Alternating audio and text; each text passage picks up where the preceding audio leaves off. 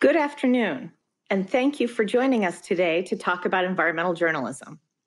I'm Maura McDonald, and I'm the director of the Environment Program at the Walton Family Foundation. For me, like many others, one of the bright spots in this pandemic winter has been Amanda Gorman and her ability to capture the moment. Every time she's been called on to speak in the last few weeks, she's conveyed the spirit of the moment with courage and clarity. Today, we found a few words of hers that we thought captured this moment and this panel. So at the risk of paling in comparison to the author herself reciting these words, I'm going to try. Every day, we write the future. Together, we sign it. Together, we declare it. We share it. For this truth marches on. For me, this really speaks to our topic of environmental journalism, specifically how environmental journalists are called to write the future by covering what's happening on our planet each and every day. It feels to me that declaring what's happening, sharing it, and telling the truth about it has never been more important to our country, to our conservation movement, or for the planet itself. We're at this moment that's marked by both incredible peril as the realities of climate change continue to assert themselves with more and more clarity. And at the same time, we're also at a moment of real hope, seeing movement from our leaders on water, on climate, and on broader environmental issues, with momentum on both sides of the aisle. While this is happening, we know that journalists and newsrooms covering these issues are spread increasingly thin.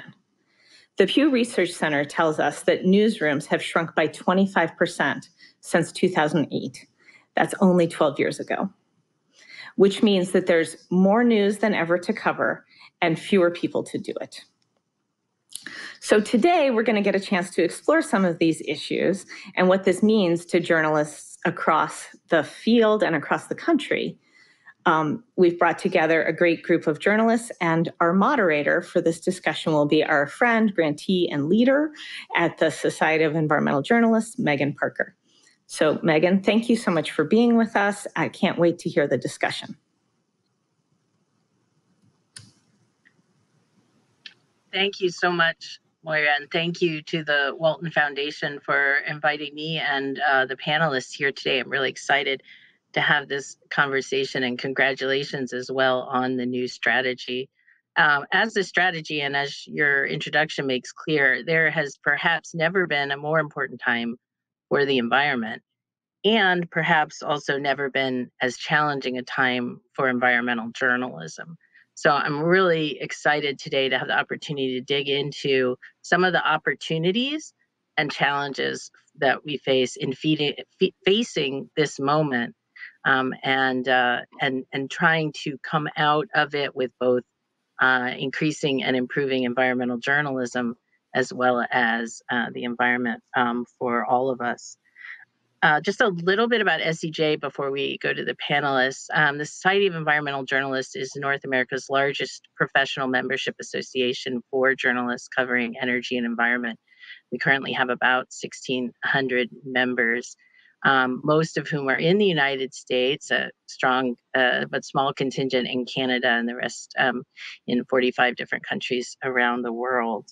And we are, for 30 years, we have been working to support journalists as they seek to communicate important challenges we face in the environment to their audiences, ranging from the most local of local news sources all the way to global papers, and our membership spans that range as well.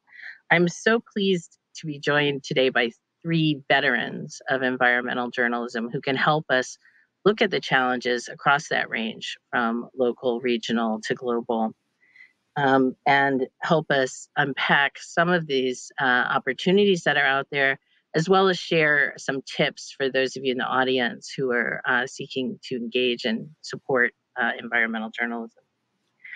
First, I want to turn to Mark Schliffstein, who is a veteran local environmental journalist at the Times-Picayune Advocate in Louisiana, He is a Pulitzer Prize winner, and he has been a stalwart member of SEJ, serving on the board for many years as well. Mark, I wondered if you would share with us and our audience, from your perspective, what is the state of local environmental journalism, and where you might see some of the opportunities and challenges?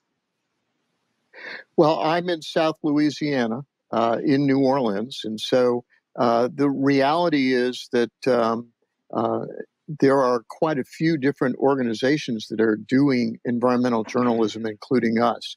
We, of course, you call us the Times-Picayune, the Advocate, and the reality is that there was a newspaper called the Times-Picayune here that went out of business a year and a half ago that had a Walton Family Foundation grant funded through Society of Environmental Journalists, and our entire team was moved over to the Advocate when that occurred.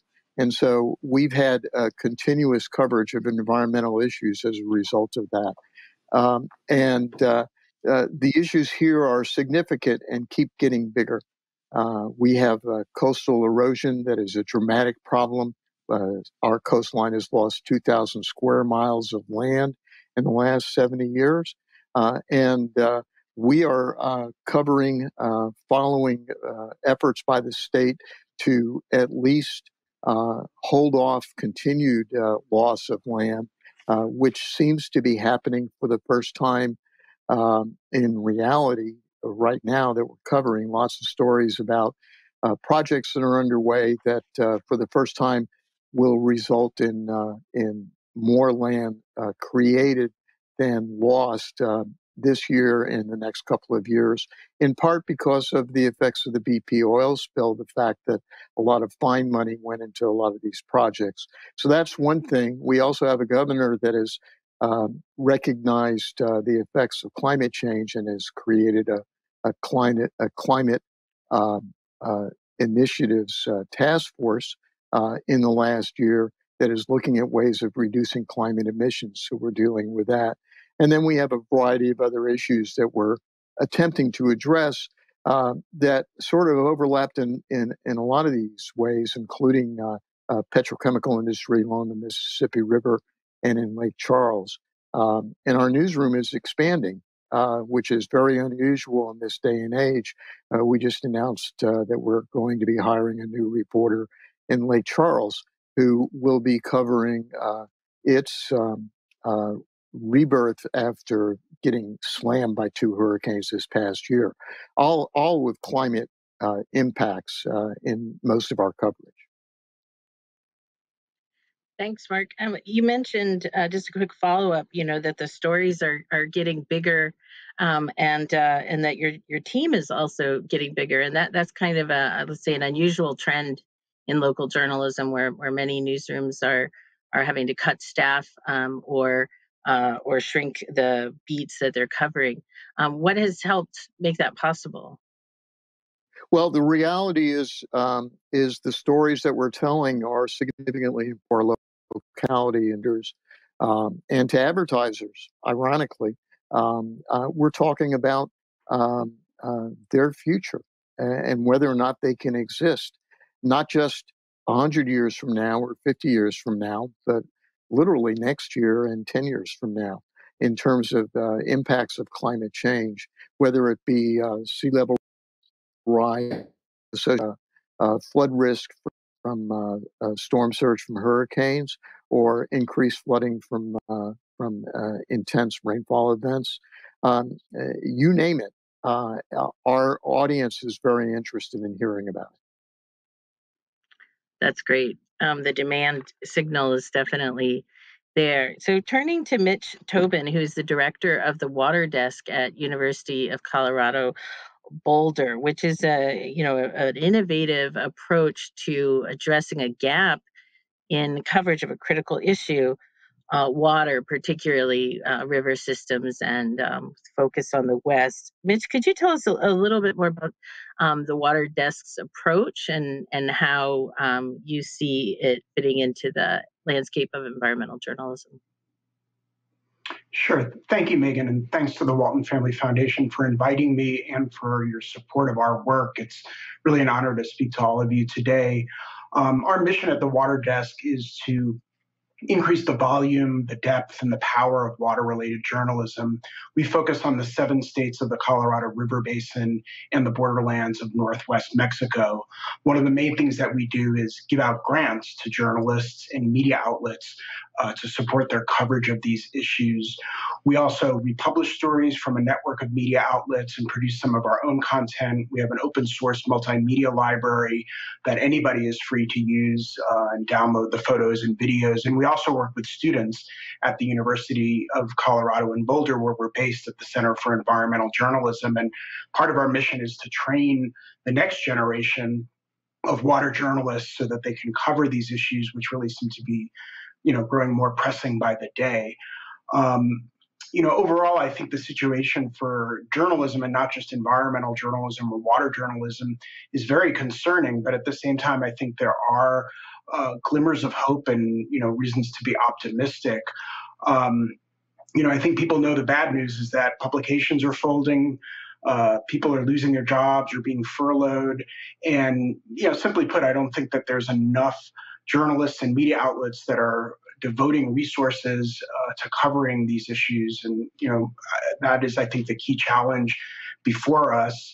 And across the country, here in the American West, in the region we focus on, and elsewhere, there are these news deserts, basically places that do not have a daily newspaper that covers a big portion of the country. And I think that's really troubling. I think as far as the good news, we are seeing a really dramatic increase in the number of nonprofit public service journalism initiatives like our own, and many of these are funded by philanthropy. Some are using membership and other means to generate revenue and do work. But I think that there's a lot of great examples of what you can do as far as nonprofit journalism if reporters and media outlets are given the support and able to find the truth and explain these issues to the public and policymakers. And I also feel that these digital technologies, which have really decimated our industry, at the same time have opened up these incredible tools with multimedia and data visualization that allow reporters to do things they never could have done in the past. And so I think that's a bright spot.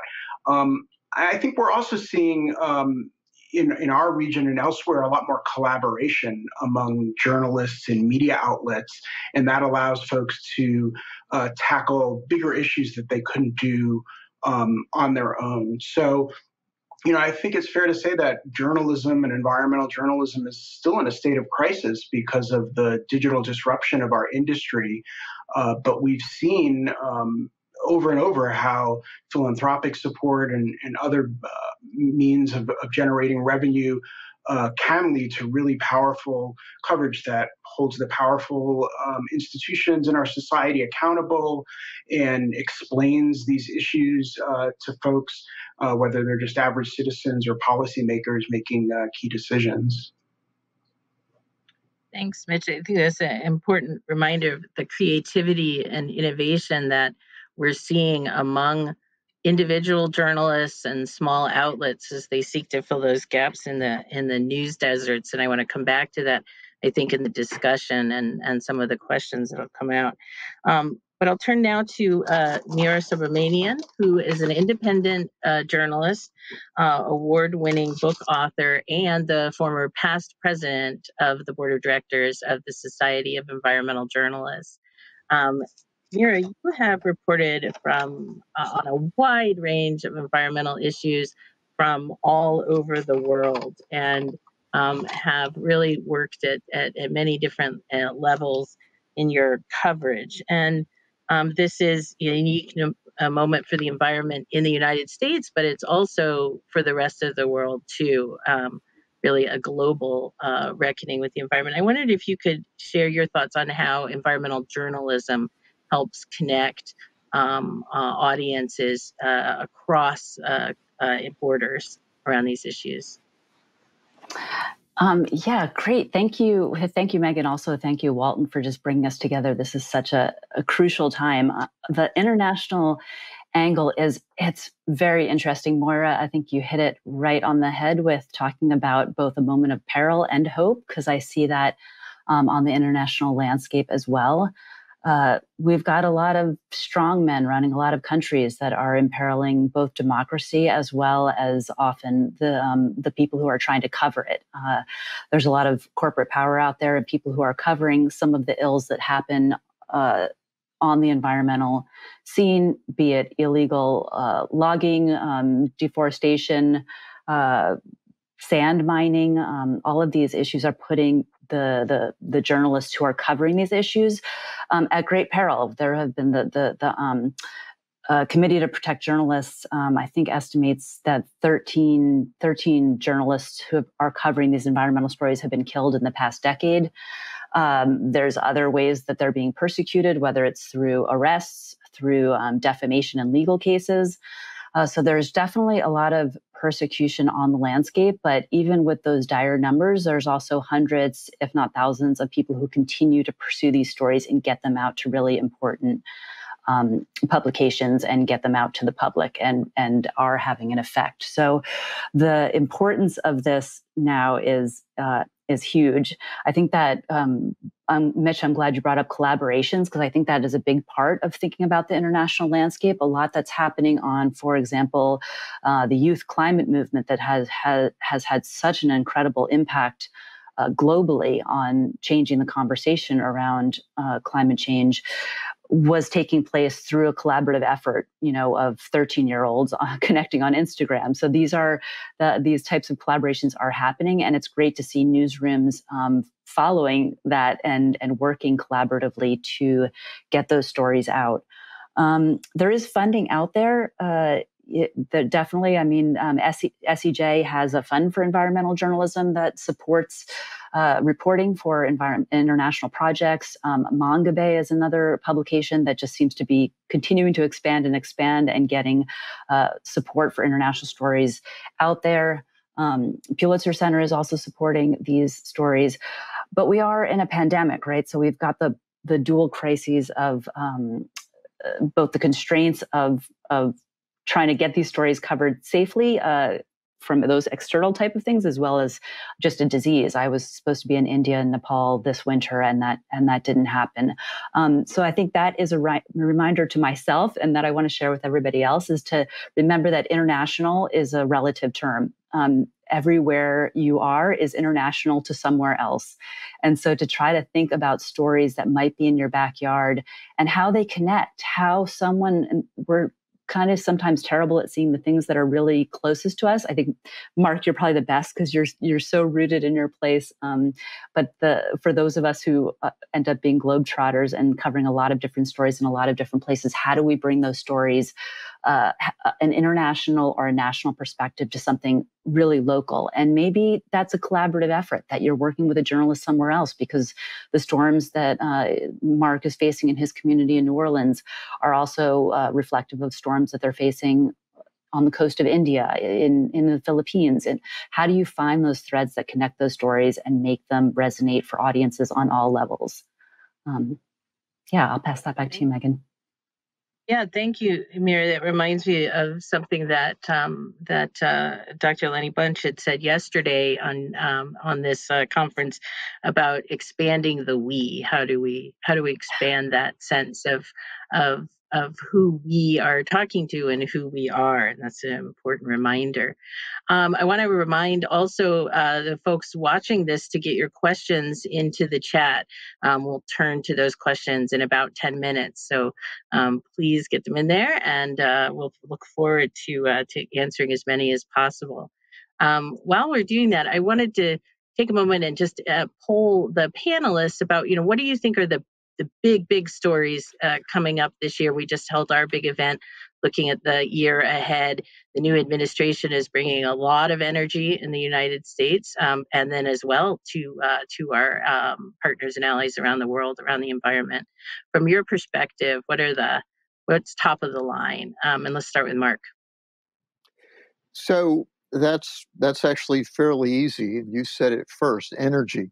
The key ones for Louisiana. Louisiana's economy is really built on oil and gas and petrochemicals, and how this administration, the new administration, will deal with climate change issues and how that will affect the oil and gas industry and the petrochemical industry is going to be significant.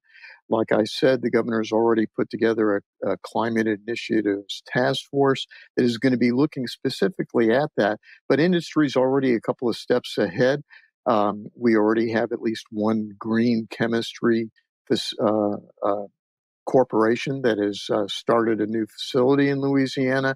We have a climate capture company that has announced that it's going to be injecting carbon emissions into the ground in the near future. Those sorts of things are major stories. And then, of course, the biggest story for South Louisiana is dealing with the effects of sea level rise and the land loss along our coast, and this huge effort that the state is making to restore wetlands. A key issue that's popping up immediately next month is the first environmental impact statement on a major sediment diversion that's proposed for the Mississippi River to build land over 50 years in open water.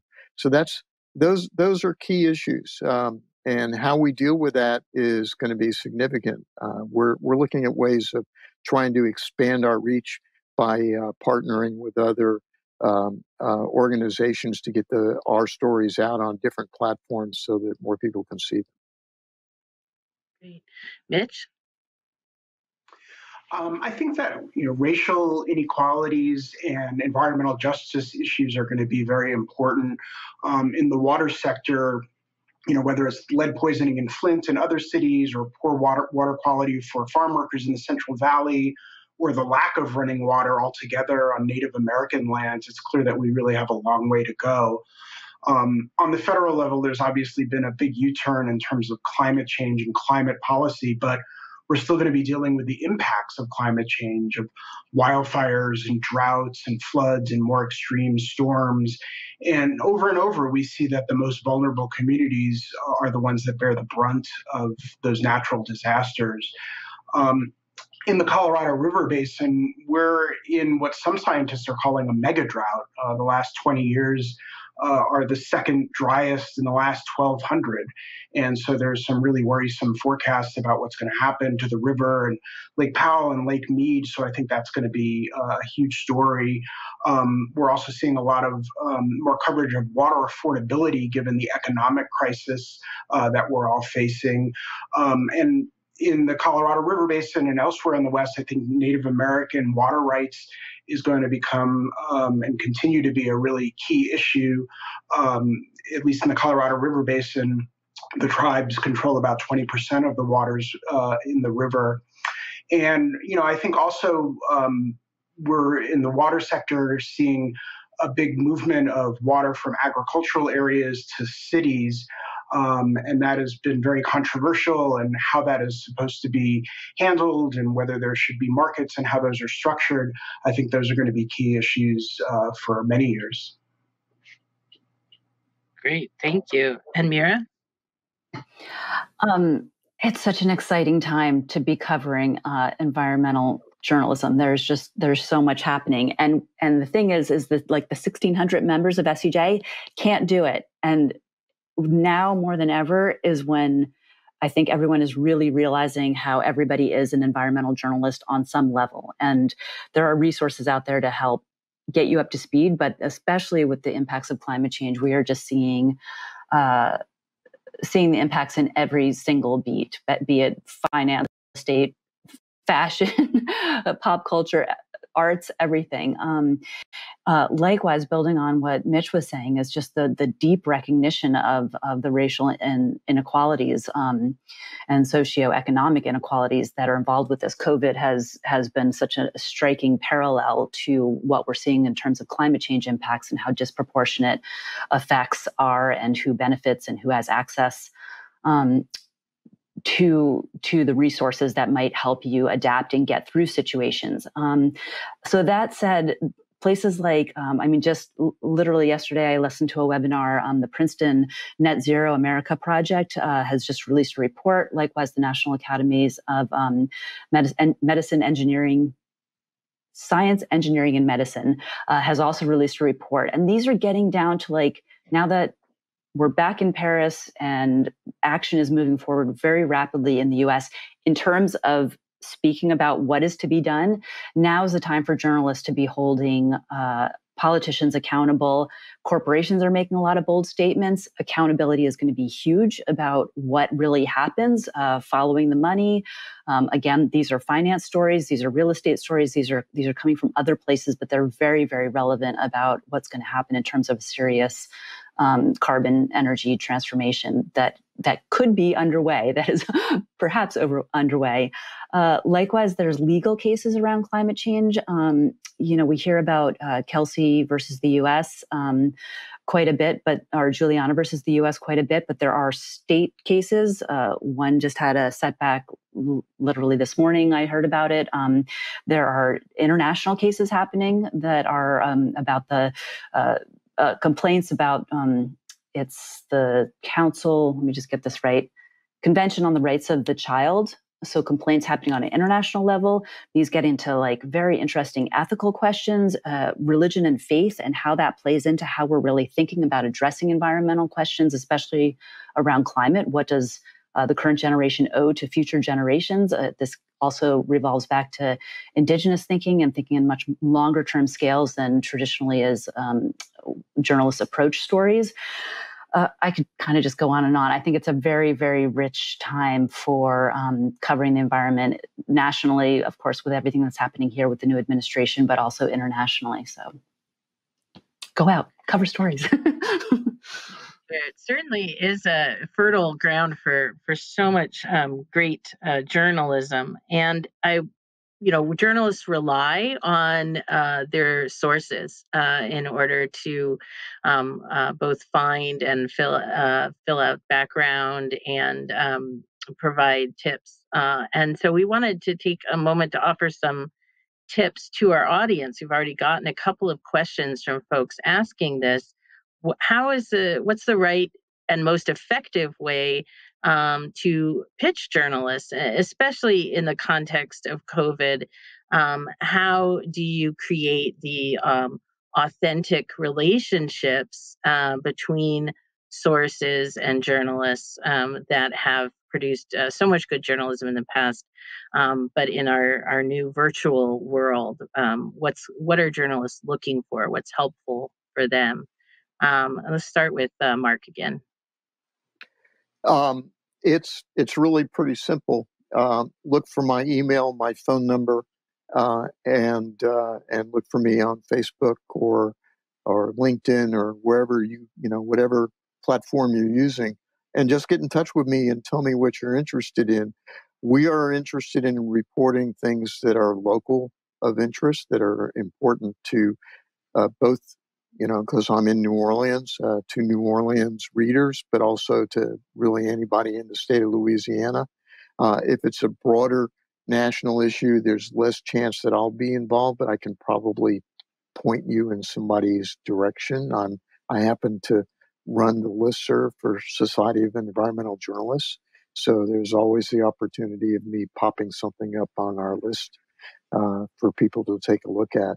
But that's really, it starts with a call or an email and good information. I'm interested in reading things, so feel free. Great. Thanks, Mark. And that's a great reminder that, journalists have their own networks that they consult their peers for tips, just like our listserv. And so, that's another good way is we do support each other. So you can get a multiplier effect there. Mitch, how do organizations like the Water Desk help facilitate these connections? Well, we give out grants and try to support journalists, both individual freelancers and media outlets throughout the region so that they can cover these issues that they might not otherwise. And I think for both journalists and their sources, should always be asking, how does this affect real life issues that people are facing every day? In other words, why should the average person care about this? So many of these issues get really wonky really fast, and water, ironically, can be pretty dry the further you go into it. And so I think it's critical to always remember, what this means on a day-to-day basis for people's lives. The other thing I would add is that I think a lot of journalists are increasingly embracing what's known as solutions journalism. And it seems that if you're just constantly beating people over the head with bad news and telling people how poorly things are going, they disengage. And I think there's an appetite for stories about successes, or at least laying out possible solutions to these problems. And I think that can get people engaged and care about these issues more. That's great. I love the your joke was pretty funny, and I think that's true about a lot of technical topics. Is that yes, they what is deeply interesting to somebody who's deeply in the weeds can be a challenge to translate into the daily newspaper reader. So that's always like a good tip. Mira, what are your thoughts as a freelance journalist in particular? How do you look for to be contacted and by folks attempting to engage you? Yeah, that's a great question. I mean, I do longer form, so it's I'm not turning around. I have to say no to a lot of times when people reach out with stories, but they're always just kind of going on back burners and in hopes that I can return to them. And there are times when I do, but reaching out and bringing it home, making it relevant, and I'm a strong advocate for narrative journalism in terms of the storytelling to try to make these supposedly dry subjects that do get very technical, there are human faces to them. So help the journalists really recognize what that human face looks like in this particular story. And that's often how we journalists pitch our stories to editors to try to get them, because we're trying to get them to bite as well, is that we start with a narrative lead to really get somebody interested, because we are humans interested in human stories for the most part. So how do you do that as a starting point to lead somebody in so that they can stay with you for the policy and for the laws and for the tougher facts that are also going to be integral to your story? But also just, I think this is great, even the fact that everybody who's tuned in today is listening to journalists and hearing, we are just generally curious people who want to know what's going on. That's why we do what we do. And so really appealing, reaching out on a very kind of human level of just if you care about something deeply, convey why you care about it so much, because that is usually the root of the story. And sometimes I think we get lost in talking points or things that you lose that. So just be sure to share that human part of why you care about the story you're trying to get a journalist to cover, and that can help bridge that gap. Yeah, Mira, thanks for mentioning too that longer form work has longer lead times. And so, if you're working on in one sense, environmental challenges are long lead time challenges as well. So, some of the information, don't give up is what I always tell people. They may not be able to write about it now or next week or next month, but, that story will come back around. So that's a great reminder. We've got more questions from the audience, and a real important question here from Ted Kowalski of the foundation. How do journalists help reestablish a relationship between the public and the truth, where the truth has been under assault for the last several years? This is a really pressing issue for all of us, and especially journalists. Mark, what are your thoughts? Well, that's especially when you're talking about an issue like climate change, that's always a significant issue. The way I approach it is that I attempt it all the time to determine what the accurate information is and to provide that to our public. And at times that means talking back to people who do not understand what's really going on. One of the odd things about being in South Louisiana is that a lot of these climate issues that we are facing are issues of whether or not we actually exist in the future as communities, and those issues are happening whether or not you believe in the reason that the causes of why it's happening. And we attempt to explain what is happening and then explain what is being done about it, and then provide people with the information that they need to make the decisions that they're going to have to make in terms of taxes, votes on new projects as they're proposed, things like that. It's a difficult process, and you just have to stick to that line of what is accurate and what is correct. Well, I think trust in the media has been in decline for decades, and it's not just the media, it's pretty much every institution in our society, and that's been especially true in recent years. And I think journalists are responding by really emphasizing things like fact-checking, debunking myths, exposing misinformation, and it's that is really at the core of just making sure that falsehoods and conspiracy theories don't spread. And it's unfortunate if it takes journalists away from doing more enterprising and investigative stories, but I think a lot of reporters now see it as their responsibility to try to correct falsehoods and just to try to emphasize the factual basis of issues, because that's really the foundation for everything else, and really the foundation for a healthy democracy. That's true. And Mira, this is also not just a challenge in the U.S. context, but around the world. Your thoughts? Yeah, this is a real challenge. I mean, I'm thinking about just yesterday I saw Naomi Oreskes speak about her new book, Why Trust Science. And she's a science historian. She was the author of Merchants of Doubt, so she's explored, just about why we believe what we believe.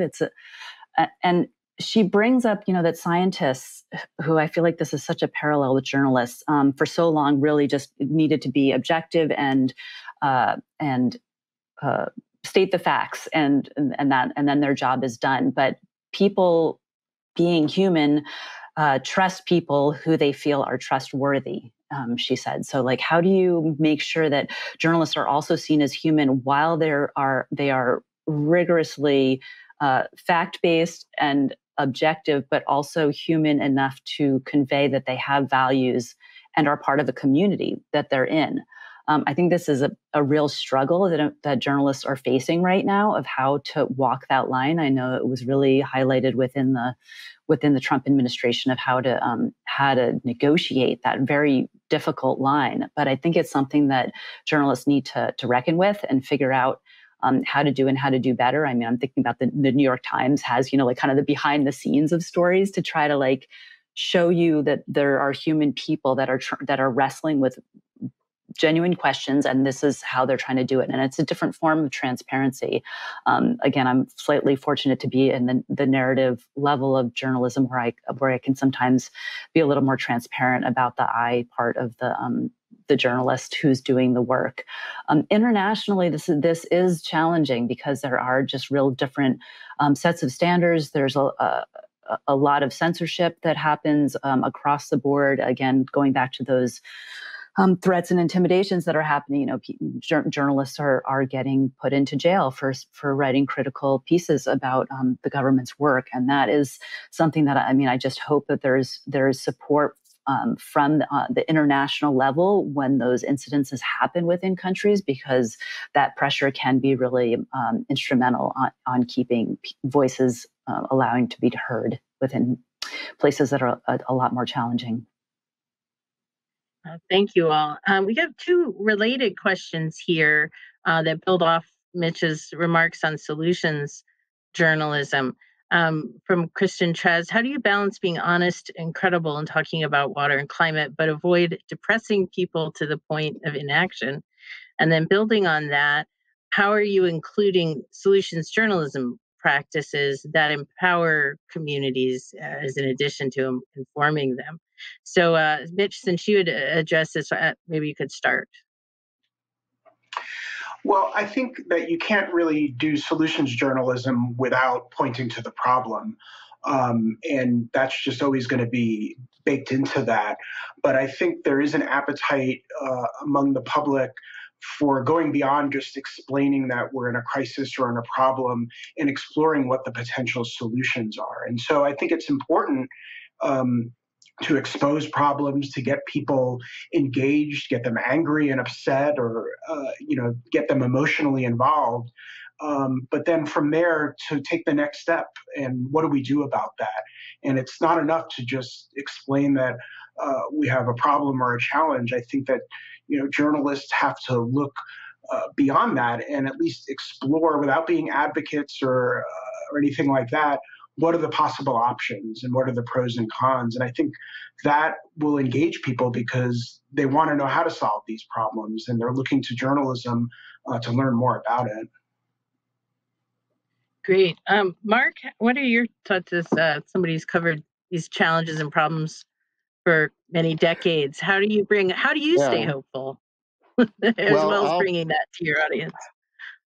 I have to go back to probably the poster child story that I did, that I was involved in, and that was back in 2001, 2002. We had a discussion with our editors about risk in New Orleans from hurricanes, and I said that we needed to do a major series that would really explain what the risk was and what could be done about it. And my editors, one of my editors, the guy who was directly above me, our city editor, at this meeting said, well, this is just Morris Schlesing's disaster porn. And I said, well, like real pornography, disaster porn's in the eye of the beholder. And there's 100,000 people in New Orleans who don't know that there are no plans for getting them out in advance of a hurricane. And again, this was 2001 when this discussion happened. And that sort of led things in the correct direction for the editors and let us go. And we did a series called Washing Away the next year that really set the tone for what the risk was in Louisiana and explained that there were efforts being made and what the alternatives were for at that time for beginning a new program of elevating levees and addressing evacuation issues, things like that. Of course, it was all too little, too late. In 2005, Katrina came along, and we learned that our series even didn't hit the biggest issue that was involved at that time, which was that we trusted the Army Corps of Engineers like everybody else and thought that the levees were built properly, and they weren't. And that was actually a bigger problem than even the storm surge itself. It allowed the storm surge and entry. So we need to keep looking at residual risk and being able to explain what residual risk is, the things that are not really on our dashboard at this time, and trying to figure out how to explain to the public what they are and what the alternatives are that they have, that they're facing. After Katrina, that residual risk happened to be major spills in the Gulf of Mexico that, again, we weren't looking at. We were involved in how to rebuild the levees at the time. And now it's climate change. We really have significant issues. Our insurance companies are making these decisions for us. They're making it too expensive for people to live in coastal communities, and newspapers need to recognize that is a real thing that's happening, that people are being basically financed out of their homes, and that we need to start reporting on what the solution is for that. Thanks, Mark. It's a good reminder that the past experience can also help provide us with some solutions, ideas there. Mira, I wondered if you'd share your thoughts on the positive versus the negative approach. Yeah, I mean, you need both, but I kind of revel in just trying to stay in that complicated space that's between those two. I think that sometimes it is easy to have the real, especially around climate coverage, either the doomsday approach on one side and the techno utopian approach on the other.